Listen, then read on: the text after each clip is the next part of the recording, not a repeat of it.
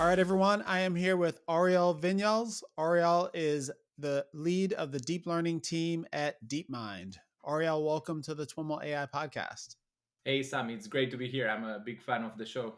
Thanks so much. I'm really looking forward to chatting with you. This conversation is long overdue. I'd love to get started by having you share a little bit about your background and introduce yourself to our audience. Yeah, absolutely. This could go a long time, so I'll try to keep it maybe at the maybe more recency bias, I guess. But yeah, I've been in the field of machine learning, deep learning since it was quite not as popular as it is today. So it's been definitely a fun journey. I'm happy to maybe link this back at the end of our conversation a little bit. But in a nutshell, I've been maybe the main passion I've had always is with sequence modeling. So I started in speech recognition, where a lot of deep learning early days things were going on. And then I transitioned from doing my PhD in California, in Berkeley, to joining Google Brain in very early days. Worked a lot on actually natural language processing. We had maybe one of the works that links forward to many of the research that I'm doing these days is the sequence to sequence work on machine translation that we did back in the day. And then my passion for sequences kind of was developing. At some point it was a good time to actually go back to Europe. I'm originally from Spain, so I moved to London in 2016, where I joined Deepmind. And since then, I learned a lot actually about reinforcement learning. One of the most fun projects I've had a pleasure to work with a large team of people is the AlphaStar project, involving creating an agent to play StarCraft. But actually, in that creation, a lot of the sequence modeling background came back, as we use a lot of LSTMs, transformers, all these kind of models that are very popular thanks to their performance in NLP. And these days, I'm mostly just focusing on leading the deep learning team, and trying to just do the usual things that we like to do in deep learning, which is try to unlock state of the art or new horizons and benchmarks, in many modalities and as many modalities as we can. As deep learning has matured, folks often get a lot more specialized. Leading the scope of deep learning writ large seems like a, a very big scope. Yes, indeed. I mean, it was fun because the way it all started, right? It was literally a lot of like proving yourself in very specific fields, even very specific applications in those fields. Hmm. So the very first results that caught people's attention were actually on speech recognition. So that started actually mostly in thanks to the Toronto group led by, of course, Jeff Hinton. I got to learn that through my internships at Microsoft Research, where a lot of action was happening. And then, maybe the most obviously notable moment that most people would refer to is the ImageNet moment that really Right. happened almost 3 4 days, days, no, years. These days, time passes very differently. Hmm. But yeah, 3 or 4 years after that breakthrough, the ImageNet moment occurred. And then from there on, it's been an adventure of basically trying to find where are the frontiers of what deep learning models can or cannot do. And through the years, it turns out that by applying more or less the same methodology, through gradient descent, new architectures, but refining ideas, adding the right kind of inductive biases to our models, etc., you end up then transferring to more and more areas that involve, of course, natural language, machine translation, then now all sorts of like language modeling, multimodal language, vision, generative models. One of the recent successes, of course, of the year was AlphaFold, in which essentially all these tools just were applied to these very different domains. So expanding to more and more domains of science in general has been now, it's the day to day and the way to think, perhaps when you're thinking more deep learning in 2021 and beyond. I'd love to have you elaborate a little bit on that. When I kind of think about the field, I tend to think about it in terms of, there's this, set of work that's been like applying deep learning to new application areas. There's been, applying a deep learning approach to, you know, uh, kind of technical fields. That's not a great way to put it, but like, okay, we've got graph machine learning. Like, how do we do that in deep learning? We've got reinforcement learning. How do we do that with deep learning? That kind of thing. And then there's been, a lot of energy just how do we make deep learning more computationally efficient and, make it easier to train, that kind of thing. Are you working across all of those areas, or do you even think about it similarly? How do you kind of think about that taxonomy? Yeah, I mean, it's one thing that I tend to. I found it useful throughout my career, and this, I think, the level of generality has increased over the years. But the what you try to do mostly, if you're a deep learning researcher, having been in the field for a bit, is to try to just identify commonalities across modalities or problem settings. And in a way, I have this sort of argument, and I've given more, obviously, more detailed technical talks at like recently, about what I call the deep learning toolbox, right?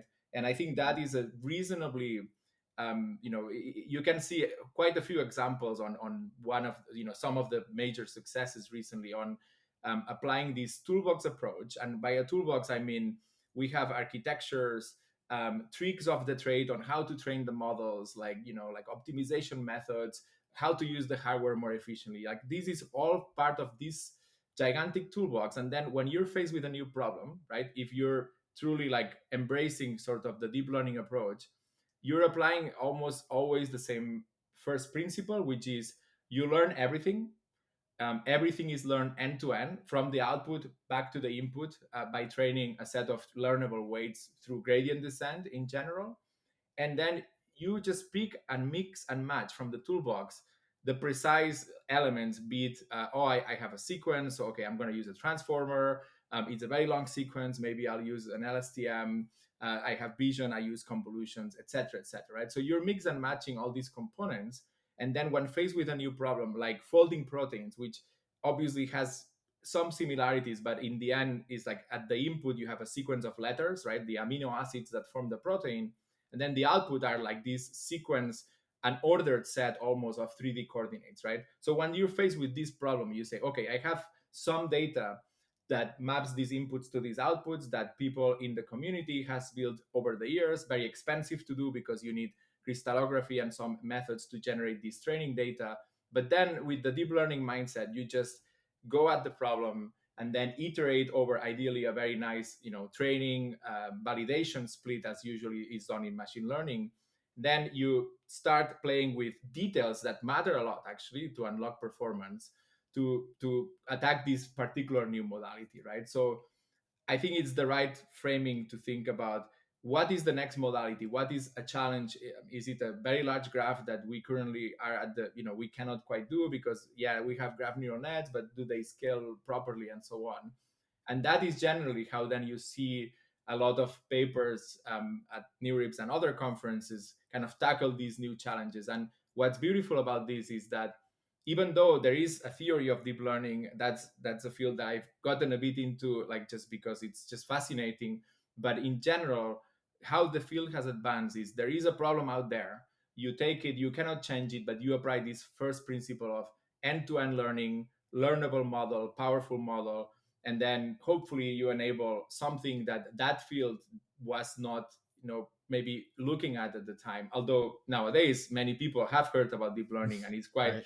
permeating everywhere. It's mostly you don't have to prove yourself in the maybe the same way that we had to by going one field at a time, almost as we were doing in 2008 9 up to maybe 2014 15, with where things really start taking over and people start paying attention, given the successes were too many maybe to ignore. Hmm. Hmm. 2, 3 years ago, a lot of work was happening in the area of just getting the basic machinery working, tweaking the optimizer, uh, you know, tweaking learning rates, all this kind of stuff. Are you still involved in that kind of work? Do you think that's accelerating as more people are coming in, or slowing down as we've gotten the basic machinery working? Yeah, it's a good question. I mean, going to kind of all the modalities, right? The ultimate modality, if you extrapolate, is, well, all the data is just a sequence of bytes, right? You can always represent any data structure, input or output, as a sequence of bytes, and that is a very kind of romantic almost way to think about machine learning, at least supervised learning problems. Kind of a grand unified theory of deep learning or something? Yeah, yeah, exactly. So in that sense, what has happened is that sequence models have evolved enough that we have transformers, which might not be the last iteration over, the ultimate model, right, that will rule all the modalities with the same sort of applying the same model, the same formula, right, to kind of the toolbox maybe just reduces to this one model.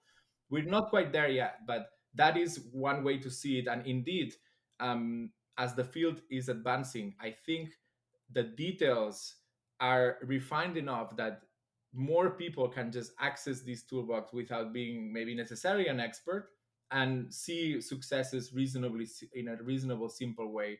Obviously, this goes hand in hand with the fact that our software has also tremendously advanced with all the frameworks that exist currently, and open source and etc. that exist to kind of lower the barrier of entry to the field.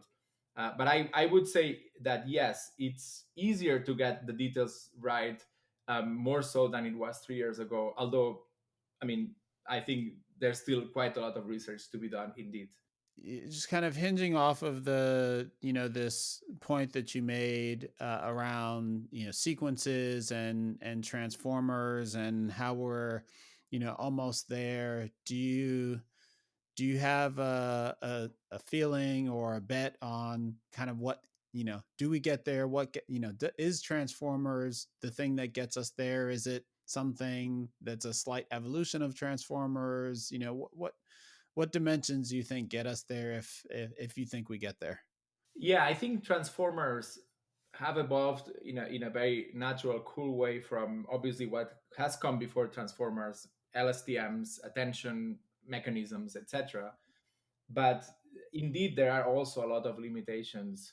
And maybe one way, like, there's a very computational sort of framing of machine learning, which is to say, well, we want to map any modality to any modality. Our model needs to not make many assumptions over the underlying data, so it kind of adapt to all the tasks that we might be interested in tackling. I think transformers do quite well here. An obvious challenge that, if you look at probably the amount of papers tackling this, there's probably going to be a few, is the fact that transformers still requires kind of, it's very symmetric in the way that it looks at all the data. I mean, if you think of language modeling, for example, it just looks at every single piece of text, right? And when you're reading a book, that's not how you're kind of ingesting this information as you read chapter after chapter. So there's some beautiful work, I think, still to be done in the memory mechanism being a bit more hierarchical. um, Maybe that's lose inspiration from how we think we work in terms of ingesting information, and compressing the information we ingest. We don't remember every single detail. That being said, computers might not necessarily need to operate like we do, right? So it is possible that, well, okay, like, that is not, we cannot do that, but well, the machines can do it, so maybe that is fine. But I think computationally there are definitely challenges, that may make transformers have definitely some limits on the amount of information they can process effectively in parallel as they ingest these sequences of information or bytes.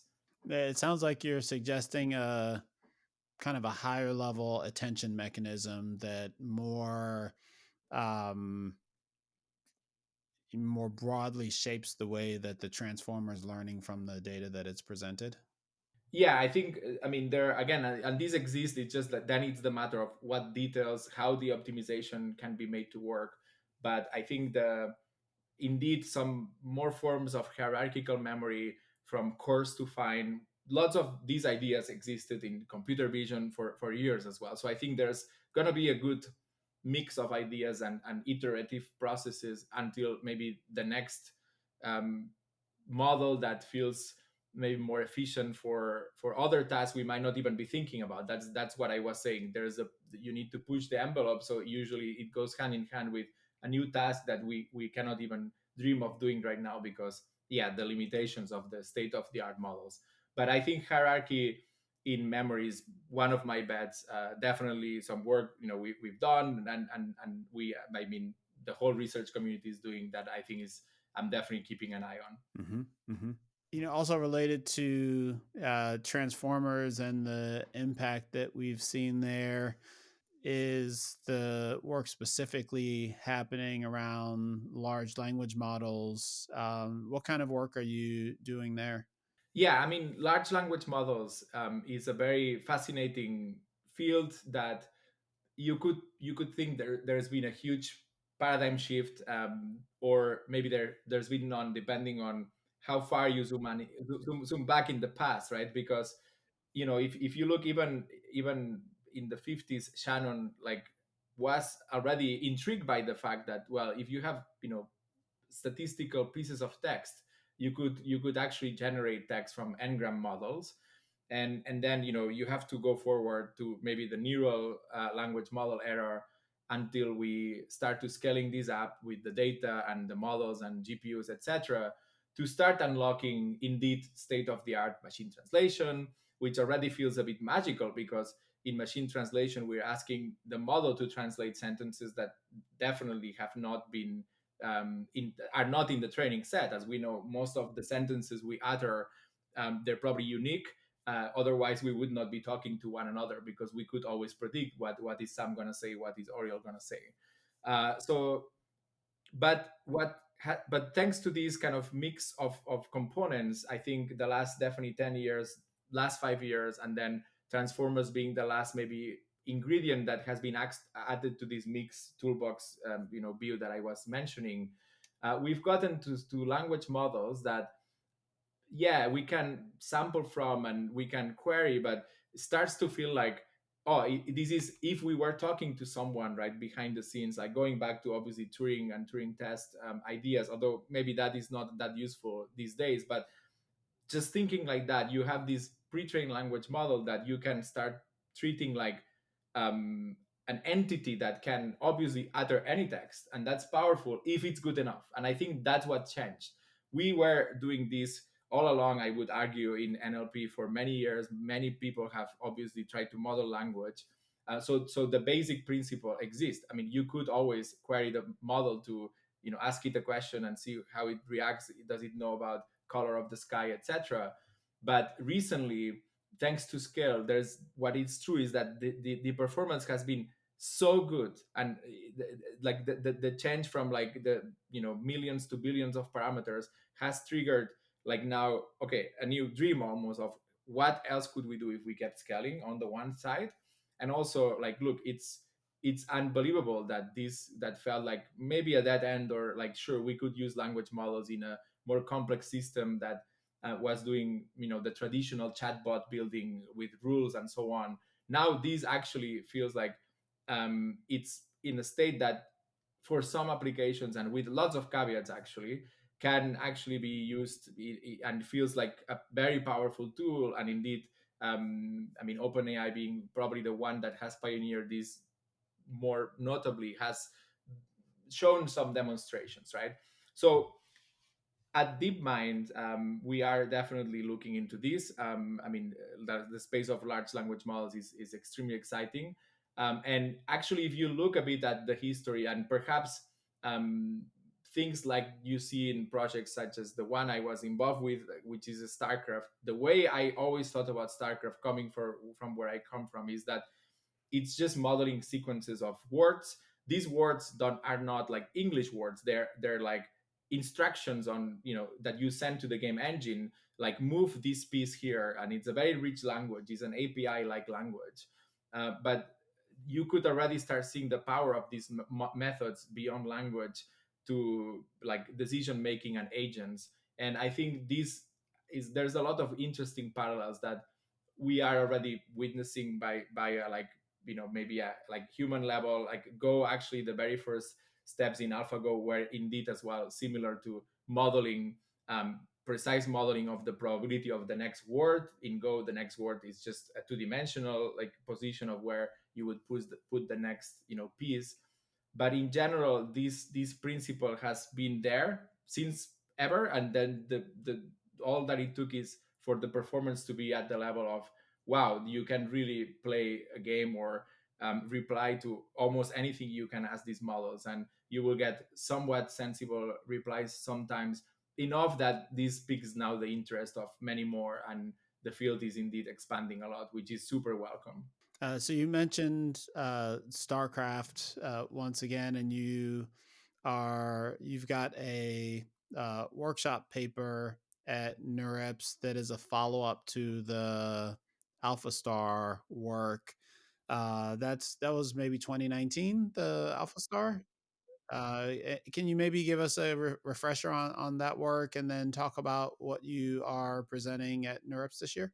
Sure. Yeah. I mean, the I think Deepmind, as a company, obviously had its own different stages where the very early beginnings on Atari, just showing that deep reinforcement learning is now has to prove itself, right? It's a bit like deep learning, but now a bit more specific.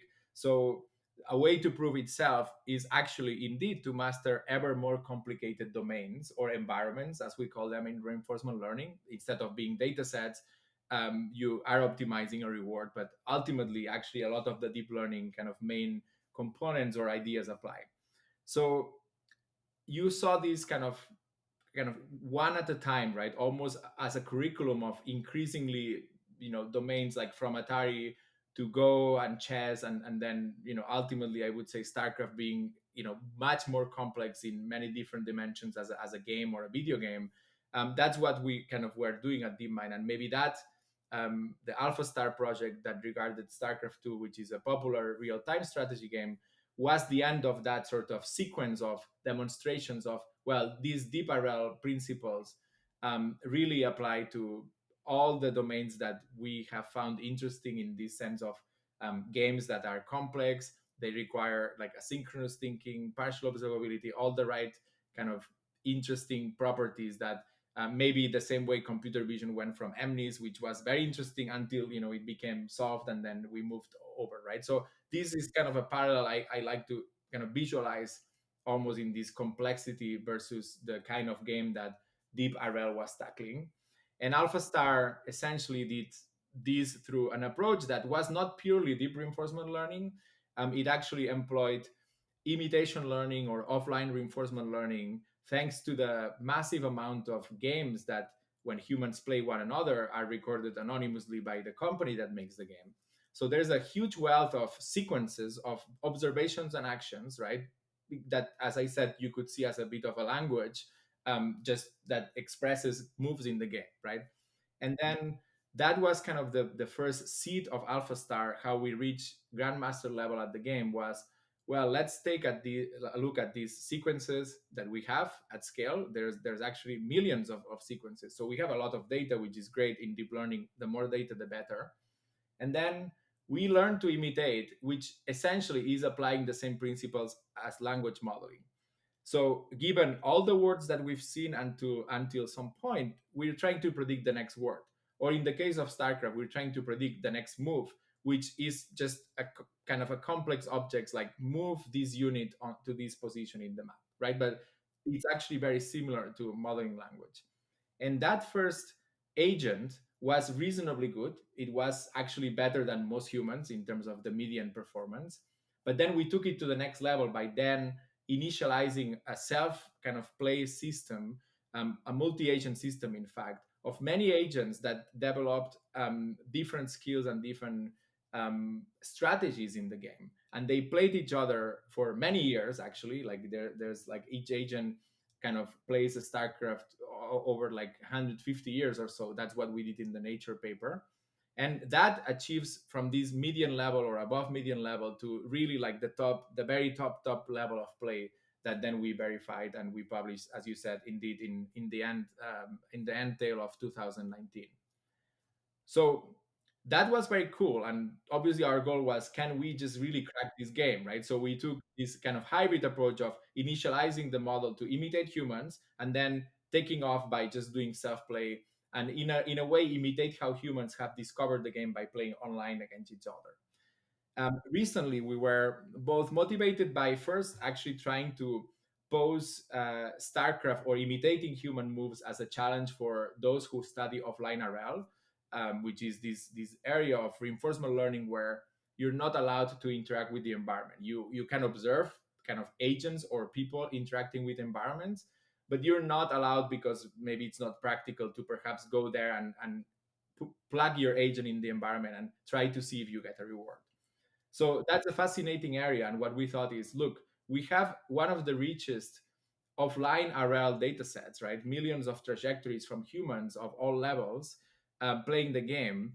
It would be great to first try to open this as a challenge for the community. So one thing we're working on very hard these days actually is to finalizing open sourcing. So anyone can just go download the code and just train their own agent based on this imitation principle only. So we're only looking at the very kind of first beginning of the whole AlphaStar agent.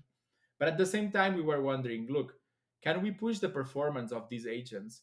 We didn't care to do it at the time because we knew that multi-agent and self-play and reinforcement learning were gonna be successful at making the agent better. But could we do that only imitating human moves? And that is kind of almost the same if you think of language modeling, that you're only imitating next word prediction. You're never training these models further, but by themselves are quite good. And the answer is you can push performance. We definitely have beaten like the agent that we published, the initial agent that was learned to imitate with some further refinements. We use mu0. There's details in the paper that folks can go and read, but with some ideas, very key ideas, using further than just imitating the next move. So we, from the offline RL community, we're able to beat that first AlphaStar agent that was very good and seeded, of course, what yielded the Nature publication performance by I think over 90% of the time, right? So there is performance to be unlocked, and this is only the beginning. I mean, we tried a few ideas, but I think this is a very fruitful resource for those who are interested in this field of offline reinforcement learning to maybe go and tackle this challenge, and hopefully with the source code available. And just the fact that it's such a fun game to observe and a cool domain, people might go and obviously then take it on and try to you know get to a next level of performance just with imitating human moves, which is fascinating to me at least. Do you think of, uh, at least in this context, the offline setting and imitation as synonymous? It seems like they largely are, but that you could also envision, uh, other types of processing of the data set that has some benefit beyond just the imitation itself. Yeah, so I think, I mean, there's a lot of names. I mean, people call this supervised learning, behavioral cloning, imitation learning. I think what's powerful about, if you restrict yourself to, I will not interact with the environment, but I am able to see like what agents interacting with the environment achieved. I think the powerful and what offline RL really poses is imitation is one part, right? So imitating the actions very well is what language modeling regards with, and it's very important. But there is also the reward that we observe in a game like StarCraft, like who won the game, and you can also predict the winner, right? Offline, you can say, look, I mean, we have this game, two players playing, we have every single action they took. Let's try to imitate that to understand that very well, like we understand language. But also, there is a fact that one of them won. And if we can model that precisely with a value function, which is obviously a crucial element of most RL, then we can, even in an offline setting, try to find an action that is not just human like, but maximizes the probability, according to our own estimate of the value, maximizes the probability of winning. And in fact, one of the best performing agents we showed uses mu0, which is offline. We never use self play, but mu0 basically tries to model based on simulating actions that you may take in the future and then pick those that maximize reward or value, but according to your own estimates, right? And that extra step we didn't take at the time, but many people in offline RL obviously are studying not only actions but also estimating the reward or value. We found that already enabled this level of performance that we didn't unlock at the time we were doing the project. But I'm sure there is more on how you train the values, how do you train the actions, how what the losses are. There's a lot of toolbox actually components to be discovered perhaps, and the usage of benchmarks is critical to advancing this. So there are quite a few benchmarks in offline RL already. I think StarCraft poses an interesting one given its complexity in action space, and the fact that it's partial observable and some properties that make this a unique environment like many others. To what degree are you seeing, the learnings from the work that DeepMind and others are doing around games kind of translate to, real world non-game scenarios? Yeah, that's a great question because I think we're seeing quite a lot. Like, for instance, like actually, like thinking of AlphaStar and then AlphaFold, Hmm. a lot of the work we did in AlphaStar early days, right? Transformers just had come up, so we started investing or seeing maybe good performance with Transformers.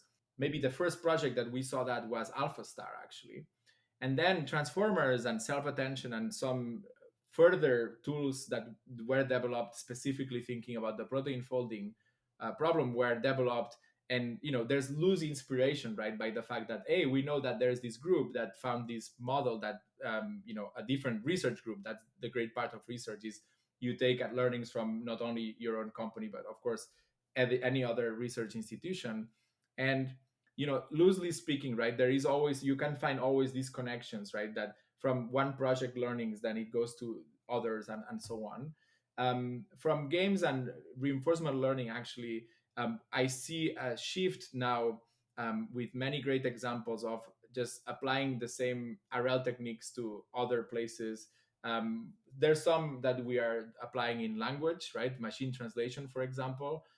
It's difficult, like we have a few works. I'm not sure they're quite there in terms of breaking the state of the art, but certainly there, because you have these, again going back to maybe the beginning of the conversation, this deep learning approach that the tools must be generic, then anything you discover in any specific domain, because you try not to be very domain specific, then they will naturally translate to other domains ideally, right?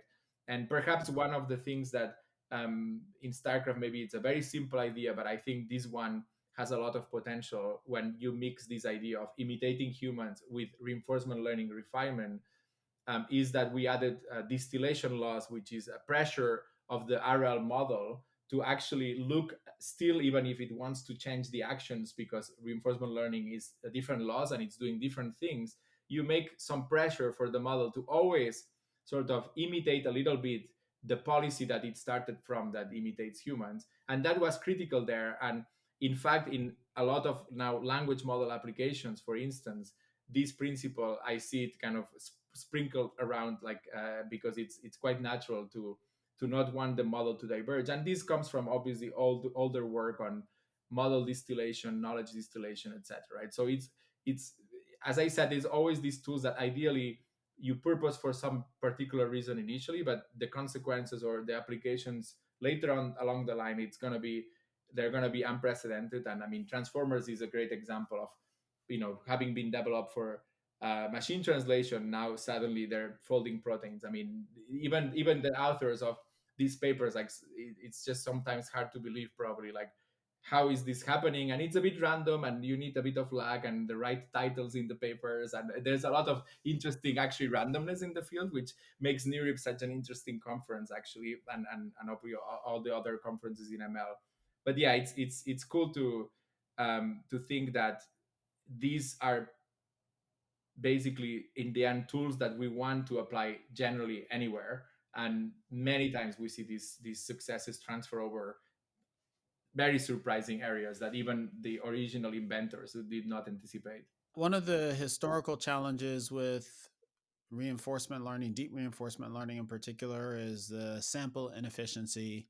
That gives rise to topics like few shot, or is related to topics like few shot and one shot learning. You've got a poster at NeurIPS that is looking at multimodal few shot learning with language models. Is that in the RL context, or separate from RL? That's not in is not in the real context, but it is definitely in the imitation learning context, and then it's proposing a way to try to leverage a large amount of data and a big language model that we train, right, only on language. But then, can this language model, with a little bit of extra training, be then tuned to be able to talk about images that it takes as its inputs, right? And I mean, this is fascinating because it links to few-shot learning, which is an area that actually, as one of the very first works I did when I joined Deepmind, there was all these meta learning papers coming from the groups, and I was very impressed. So one of the works we did was working on few-shot learning. What happened with the work is that we proposed a new method that I think it's reasonably simple, but actually the benchmark proposed in that paper is what made this paper more maybe widely known for the benchmark it proposed, which is called mini ImageNet. And mini ImageNet is the task of few shot learning, where you just have a few images from one class you've never trained, and the goal is to classify it better at that chance, right?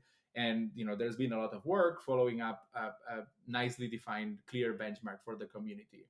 And the cool thing here is that without even training at all to do mini ImageNet or few shot learning for images, these language models, right, just through imitating just generic knowledge that is found on the internet about people talking to one another and so on, and with a little bit of fine tuning to understand correlations between images and language, namely captioning. Image captioning is what we pre-train these models with. But by freezing the language component, you can then reuse this model to not only do image captioning, but also mini ImageNet was one of the tasks that we present in the paper. And it's impressive that it's not only doing few shot learning better than chance, but it's never trained with the purpose of doing few shot learning. You're in a way borrowing the capabilities of few shot learning from the language modeling, and then with a little bit of vision mixed in, you're able to do few shot tasks that you were not even thinking when you were designing the training setting. Unlike what you were doing at the time, we were doing at the time with few shot learning for image classification, where we were training the models to do few shot learning for image classification, and then they were good at that. But now it's like almost you don't train them to do this particular task, but they actually generalize over different tasks that involve language and vision in different degrees, of course, of accuracy, not very high.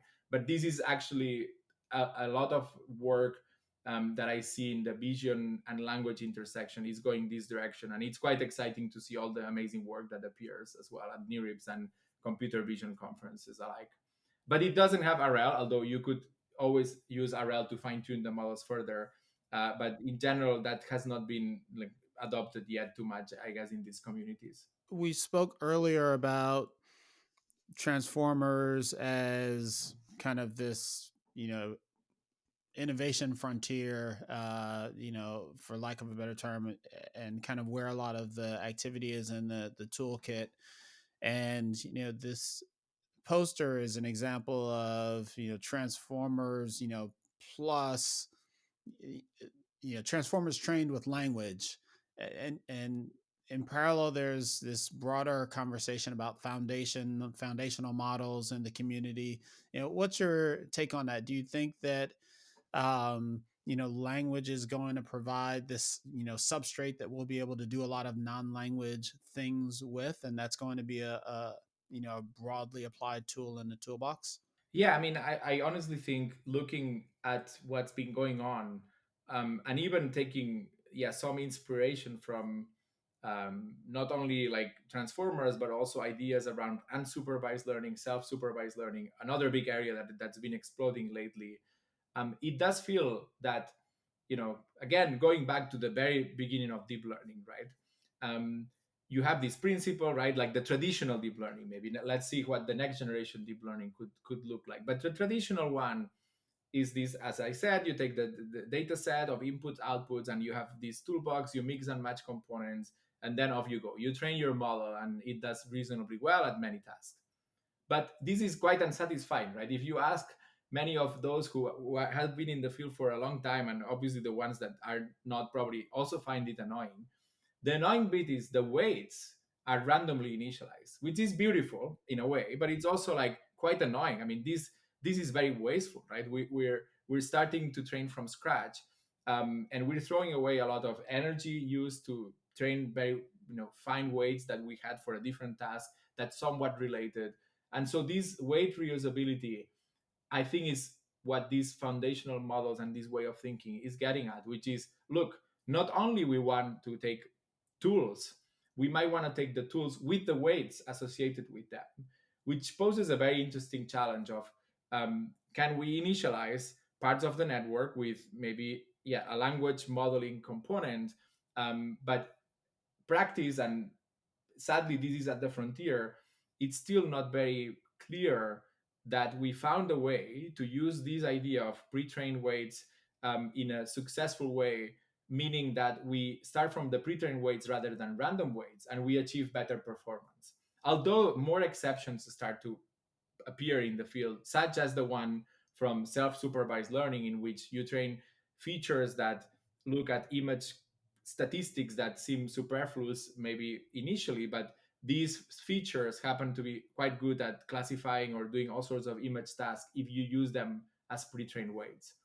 But I do believe that this probably has to be part of an answer for the next generation deep learning that not only reuses the tools but reuses the weights. But it is extremely tricky. Again, the field has been looking at this problem, not definitely before deep learning was deep learning, but it is very natural to think about that. And also, again, maybe looking a bit at how we learn. We don't always like start from a fresh brain when we learn something new, right? There's always an accumulation of learning capabilities, and that feels like a big gap in the way we do deep learning, despite the fact that you train these networks from scratch and they are good at protein folding or translation, and the components are the same, but the weights no, right? And that, I think, I believe this will be, as we do research and find ways to make these weights useful and beating the performance without training from scratch, etc. I believe this is definitely a way forward. And it's exciting because we tried, definitely we tried many things. And it's hard, it's not it feels intuitive, and it's one of these things that neural nets don't seem to want to do too well without like a lot of effort. So there must be a way, and finding it is definitely in the future. I'm sure many people are excited about this. So another thing I wanted to ask about is a panel that you're going to be on, also at NeurIPS, that is talking about a topic that's somewhat related to what we've talked about thus far, but is specifically focused on the consequences of the level of scale that we've achieved, and that the way we're approaching machine learning with transformers is requiring. Tell us a little bit about that panel and some of the questions that it is exploring. Yeah, I think the panel, and the question about scale, there's a more profound question which links to actually in the whole field, or what makes research good or interesting. And I find that that is a fascinating evolving topic, right? Definitely. I actually kind of recalled one of my, I think my very first NeurIPS paper has a theorem and a proof, because at the time, you had to put a theorem and a proof in a NeurIPS paper for it to be accepted, right? And it's just that's what you had to do. The paper actually talks a bit about actually deep learning with SBMs, which was a very obviously popular model at the time, super vector machines. But the question, and I think a challenge is, scale is definitely permeating into research. And there is, I think, one of the main aspects that we'll be discussing in the panel, or we discussed in the panel, is the fact that many research works or papers might be required or asked naturally by reviewers, like can you try this idea at scale, right? If you look at reviews, there's many reviews that are actually public. I really applaud the usage of systems like Open Review that has a more transparent way to show how the review process work, and it's quite great for people that are new in machine learning, perhaps the most. But you often see that, well, does this model scale or not, right? And that is that a fair question to ask? Should we always aim to scale up our methods as we show like results at the conference that like NeurIPS? And I think the answer is, I mean, absolutely not. But the question is, if a paper claims to have discovered a new tool or a new advance on an existing tool, the real question perhaps, and that's where it gets maybe a bit tricky, is in which data sets or in which benchmarks are you trying this idea on? And I think what the community has evolved towards is that, let's say in computer vision, if you don't show something works on ImageNet, it's probably a bit inconclusive based on, let's say, other very popular data sets that are smaller and thus a bit easier to run on, like CIFAR or MNIST, right? And there's still a lot of good work and insights discovered on those data sets. But it is natural that you scale up, right, these experiments to ImageNet. Otherwise, I mean, the field is full, like it's very big right now. There's another big change is that there are lots of good papers, very well written, and there's a bit, a challenge in signal to noise ratio to understand or slice out what is a meaningful contribution or what needs more work in terms of showing empirically that some method works. And here, scale plays a big role. I think the role is that it's fair to ask maybe to run on ImageNet certain models, and then a very interesting follow-up question is, can everyone in the world scale to that scale of data set, right? I mean, ImageNet is not perhaps the most large one. If you think a bit of hardware, and we can train ImageNets. I mean, there's some results that can train ImageNet in 10 seconds, of course, using a lot of parallelism. So it feels like in this sense it's more accessible. But I mean, the real question is it truly accessible? And that creates, I think, a challenge and part of the panel, right? Discussing about accessibility to scale, and is research at scale the only, or is there interesting research at scale? I think the answer is yes. But is the only research we should look for at scale? And I think absolutely not.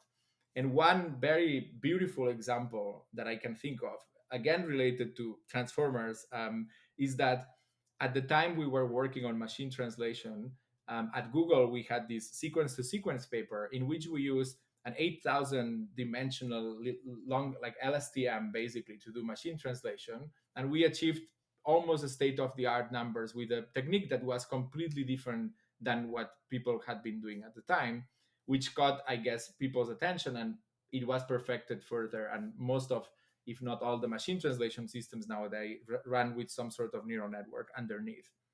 But Montreal had less GPUs. It's not that we use a lot of GPUs. We use 8 GPUs for like 20 days. So it was a painful experiment to run, right? You had to wait 20 days and it's 8 GPUs. They all fit in one machine. But of course, it's reasonably large scale. But I think Montreal took a different approach.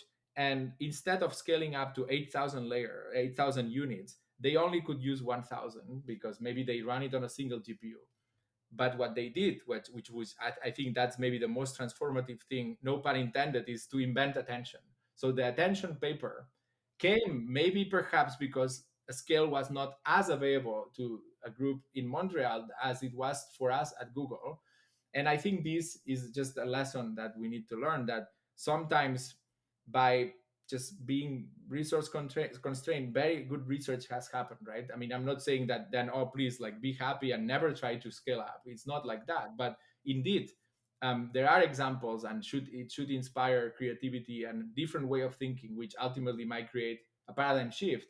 And absolutely, as a community, we need to be very careful, of course, at discarding ideas because they don't scale. And it would have obviously had been a mistake to discard that idea that created attention, which of course followed up with self-attention transformers and who knows what comes next.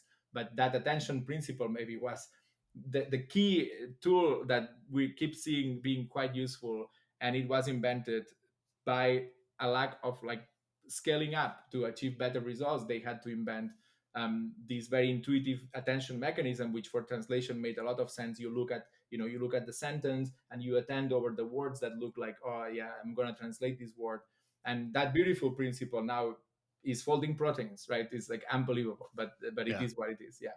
Yeah. So that's Awesome. one aspect in the panel. And I think maybe the another big challenging question, I think, is I don't think we have many answers, although there were some interesting parallels with different fields, like for instance, um, the large, the large collider that exists at CERN.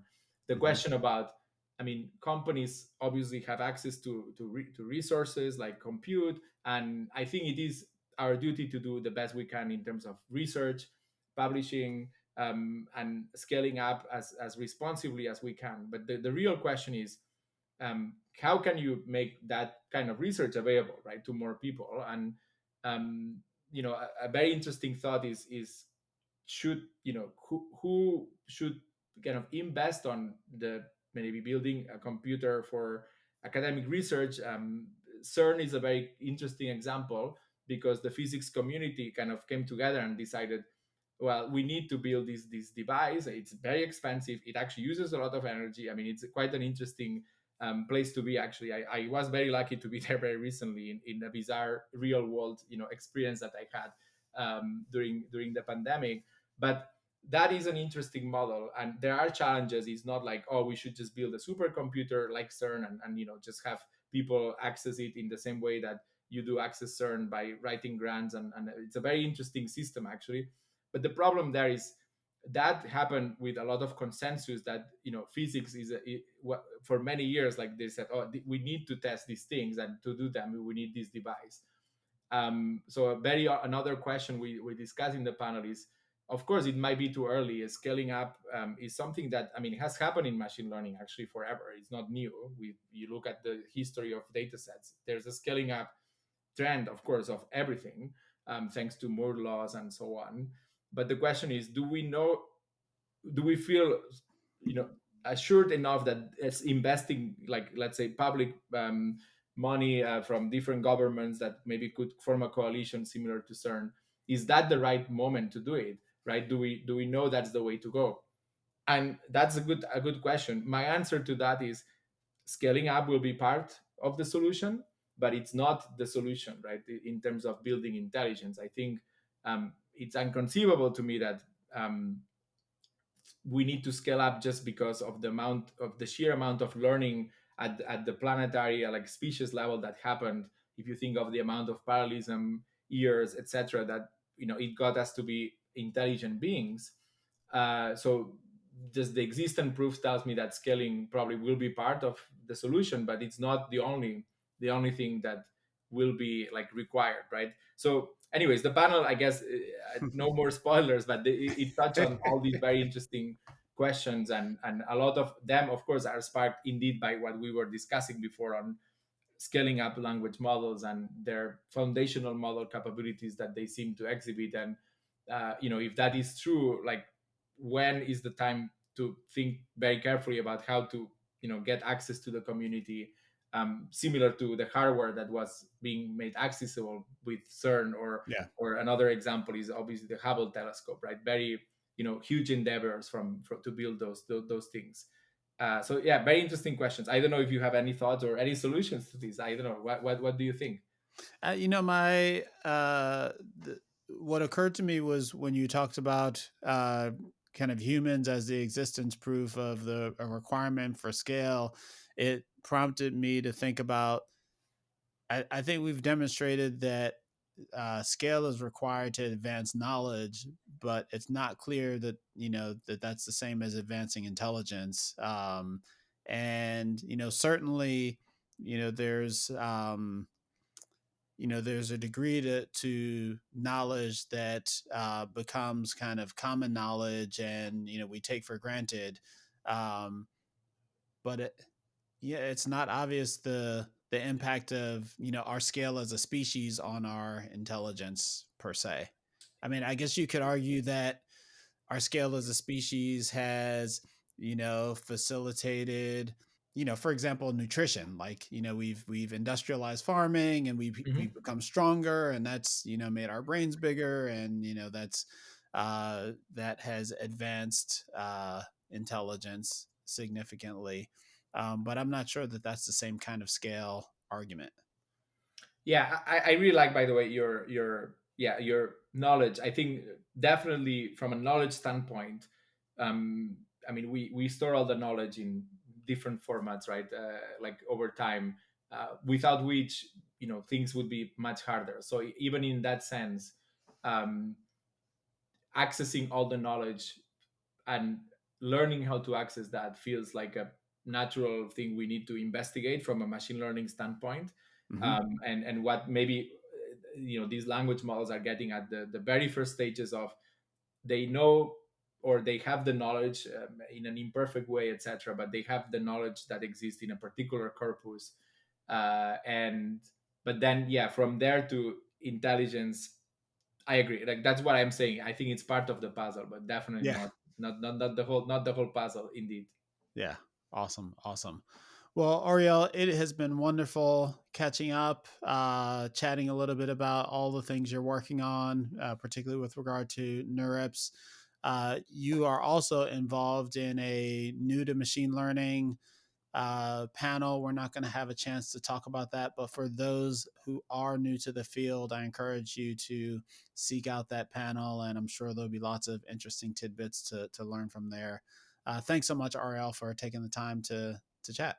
Excellent, Sam. It's been a pleasure, over long overdue, and looking forward to him back in a few years. And we'll see if we change the discussion topics, or it will be like about the same line of thinking about scaling up and so on. But the field is fascinating, so looking forward to our next chat.